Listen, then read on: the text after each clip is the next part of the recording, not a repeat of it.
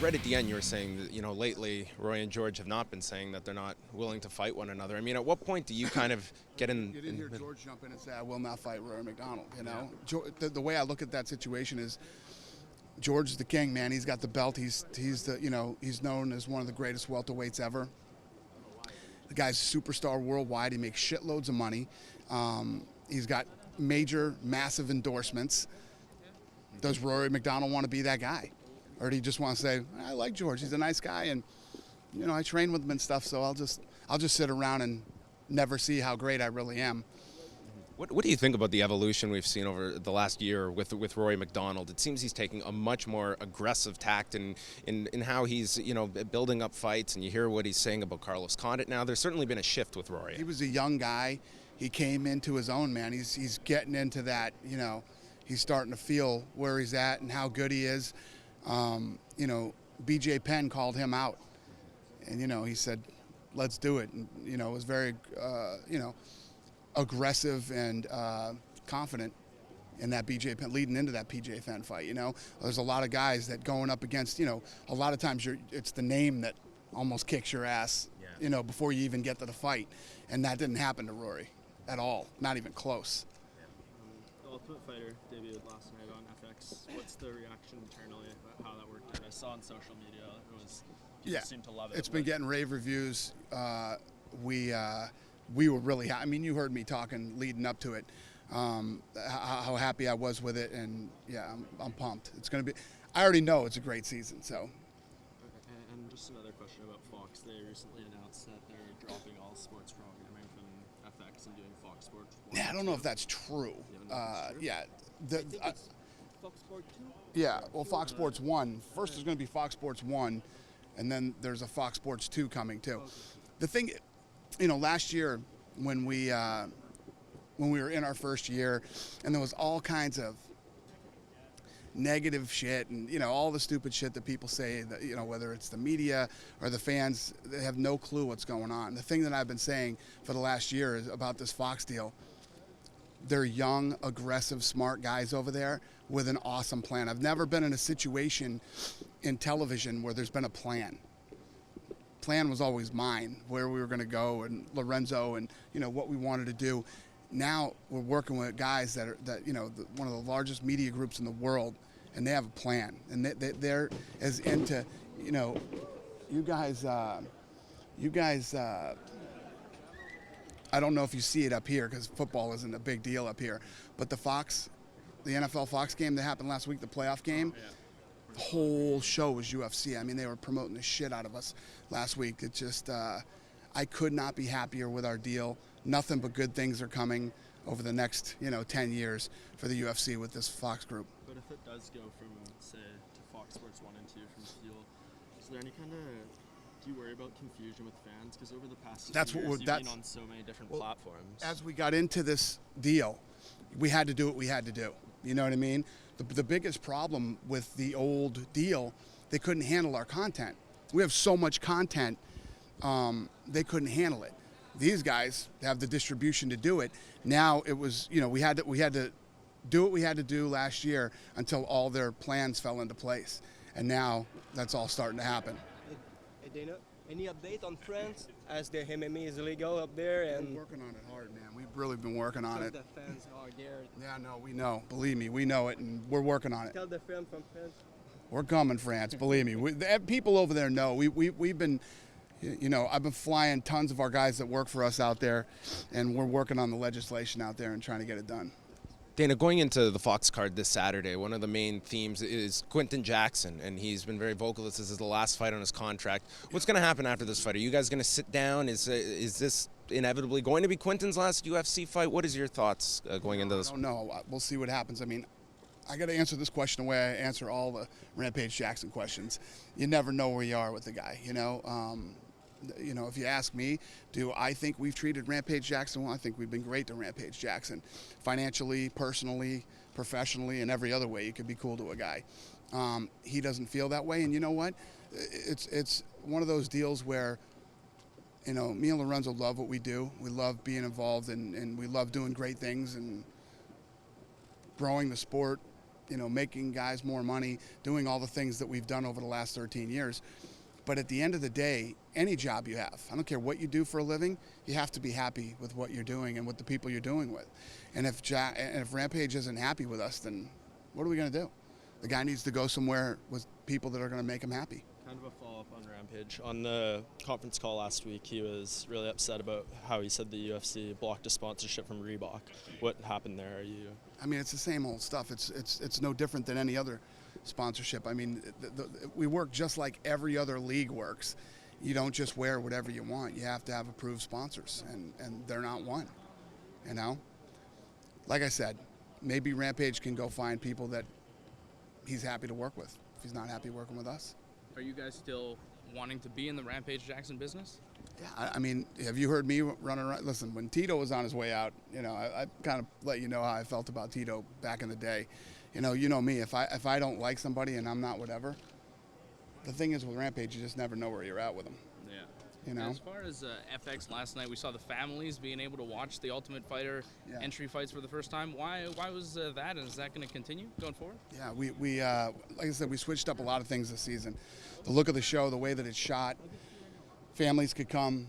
It was awesome. Normally when we do the fights to get into the house, you could hear a pin drop in that place. It was dead quiet. Now you have, you get invested in the fighters, you learn more about them, what their backgrounds are, who their families are, and it's awesome having the families there cheering them on. 2 kids that were there for their dad, the girlfriends, the coaches, or whoever it is. Love it. I love the new format. I'm really happy with it. It was very cool. I don't Thanks. Get too negative here or anything, but there was a lot of outlash last week about Ronda Rousey's tweet about the Sandy Hook conspiracy, and a lot of people are upset about that. Do you kind of have an opinion? Where does that fall on? My opinion is she has an opinion. You know what I mean? Everybody has an opinion. She didn't come out and say that the thing was a fucking hoax and all this shit. She tweeted something and said, look at this story. People are fucking pussies is the problem. So That's the big problem. You didn't talk to her? Every human being, no, I didn't call her, didn't talk to her at all. Every human being is going to have an opinion. She didn't write a fucking story saying that the Sandy Hook thing was a hoax. She tweeted some video that's out there that has 20 million views. So 20 million other people watched it too, her tweet isn't anything like some of the negative tweets that have happened. So, there's always conspiracy theorists out there, and, if you watch the video is pretty goofy. You know what I mean? It's a goofy video. The guy what's goofier than the video is the fucking goof who did it. Guys, all you got to do is see that guy and know, do I think, do you see me retweeting something like that? No, but there's lots of people that buy into that shit and believe that stuff. And as a human being, she can have an opinion. And she didn't even give her opinion, she just tweeted it.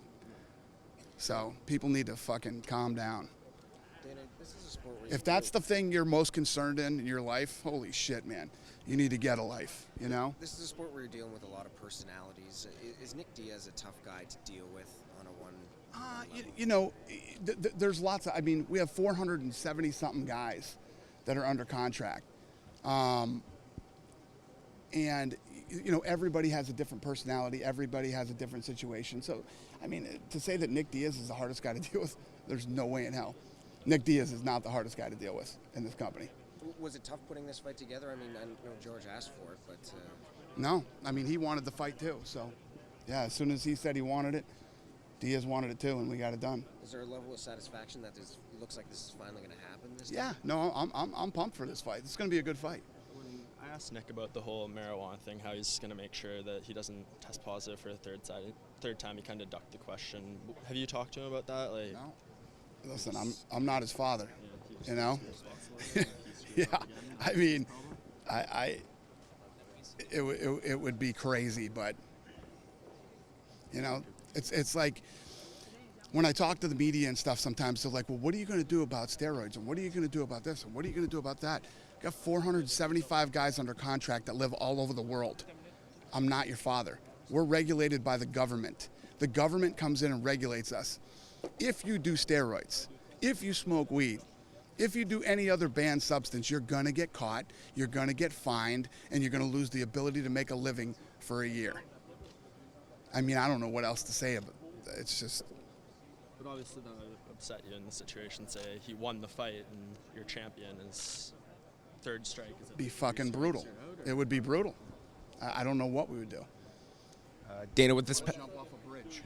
with this past Saturday, with Vitor's win over Bisping, it kind of has blown up the middleweight division right now. No real clear-cut number one contender. Do you know when Anderson is looking potentially at a fight? Are we looking at like the summer and kind of what are? He wants to fight in the spring. And any idea on kind of now looking for a number one contender? We're doing right now. We're figuring out his next fight. You know, a couple months ago there were a bunch of Weidman gets hurt. He's out for a year. You know, it's just. But we'll figure it out. Is there any chance, Dan Henderson's got the Lyoto Machida fight, that a win there, and he doesn't want to kind of get back in line waiting for John Jones, that he could be in that mix at middleweight should he want to make that move at this point? No, I don't think so. I think Dan Henderson is, I think he wants the John Jones fight. Would he be ahead of Daniel Cormier? I mean, these are a lot of what-ifs at this point, but is Dan Henderson, if all things are equal, ahead of Daniel Cormier for that title shot? Actually, yeah, I think he'll fight before Cormier. Yeah, so he would be. Any thought on Cormier's first opponent in the UFC? No. And women, when are we going to see another women's fight past Ronda Rousey?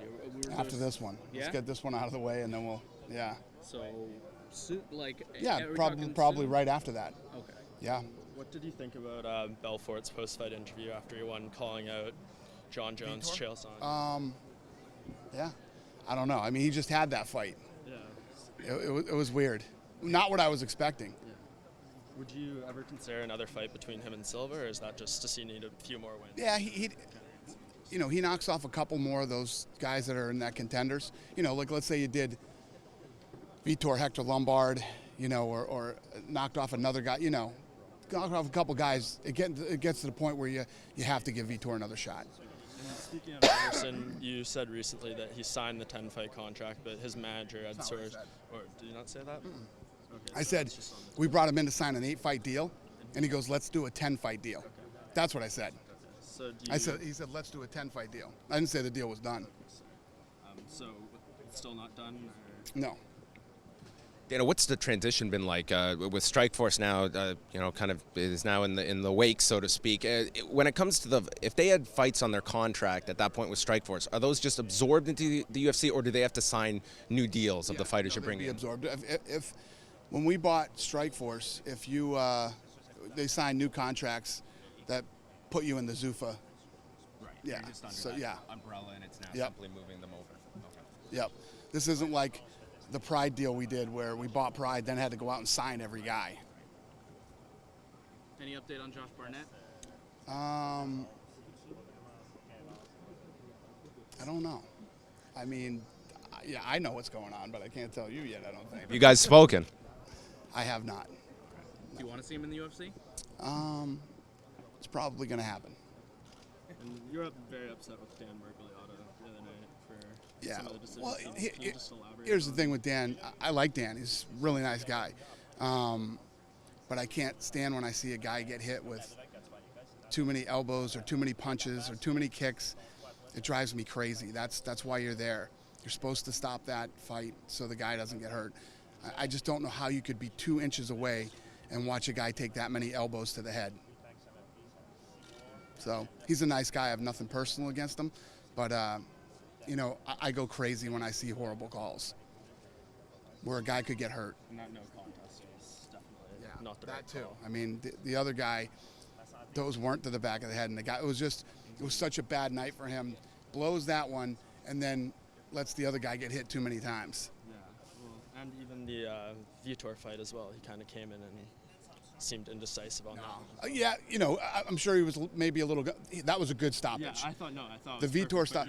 The first and one that would have been bitching about a bad stoppage would have been Bisping if it was a bad stoppage. Yeah, it was a good stop, and never at any point when he stopped that fight did I think, oh, he stopped that fight too early. Yeah, he just seemed to come in a bit and then came out. See, when you're a ref, you got to go in and make that decision. Good, bad, or whatever, and you stand by I made the move. This is what I saw at the time, and this is what I did. What you can't be doing is going, oh, God, I fucked up that last fight. I stopped it too early, and now I'm going to let this guy take 37 elbows to the face to make sure nobody thinks I stopped this one too early. You have to get in there and you have to make decisions that suck. And sometimes you're going to hear my big mouth calling you names and saying shit. It's going to happen. It's inevitable. But you have to pull the trigger and make decisions. And what was the situation with the new Brazilian commission that was going on down there? Did they bring over the referees, or did you guys help them out, or how did you guys? Mark Ratner does. Mark Ratner brings in the refs and the judges. Yeah. You know. He was saying recently that Brazil is. What we want to do better is a better job of. There's a website now that you can go out there, and they list all the decisions and stoppages and things like that refs have made. So you can actually start to put together stats on who the shittiest ref and the shittiest judges are. And I like that. What did you think of Pedro Nobre, the guy that maybe didn't get hit in the back of the head but acted like he did? I think he's a fantastic actor. That's what I think of him. That was 100%. Did you hear he's walking around Brazil with a neck brace on right now? No, that's crazy. I've seen guys in fights. Whatever. Are we going to see him back in the UFC? I doubt it. Dana, is the lineup we got this morning correct? Meaning, is Ricci versus the Brit and Kamosi versus Nick Ring going to be on the main card? Is that? Oh, I don't know. I don't know where they're going to be on the card, but I know they're on the card, but you don't know if they're going to be on the pay-per-view. You don't know yet what two other fights are going to make. Right. Right. Dana, are you aware that there is a pro wrestling tag team now that is their basic gimmick now is that they are emulating Rory McDonald and Mike Ricci coming off the Road to the Octagon special, where these two guys are out and about town, the ladies, and drinking wine, and that is now their pro wrestling characters. Slick back and the ties and I didn't know that.